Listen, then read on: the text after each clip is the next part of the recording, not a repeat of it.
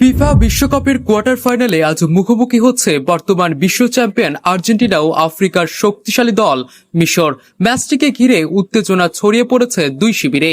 তবে মাঠে নামার আগে আত্মবিশ্বাসী বার্তা দিয়েছে মিশর। রাউন্ড অফ 32 এ টাইব্রেকারে অস্ট্রেলিয়াকে হারিয়ে শেষ 8 নিশ্চিত করে মিশর। সেই ম্যাচে জয়ের শেষ কিকটি নেন দলের অধিনায়ক ও তারকা ফরোয়ার্ড মোহাম্মদ সালাহ।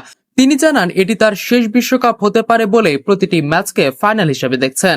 অন্যদিকে মিশরের দলীয় পরিচালক ইব্রাহিম হাসান বলেছেন, আর্জেন্টিনা দলে লিওনেল মেসি থাকলেও তাদের দলে আছেন সালাহ, যিনি একাই ম্যাচের ভাগ্য বদলে দিতে পারেন। তিনি আরো বলেন, প্রতিপক্ষকে ভয় না পেয়ে নিজেদের স্বাভাবিক খেলায় খেলতে হবে।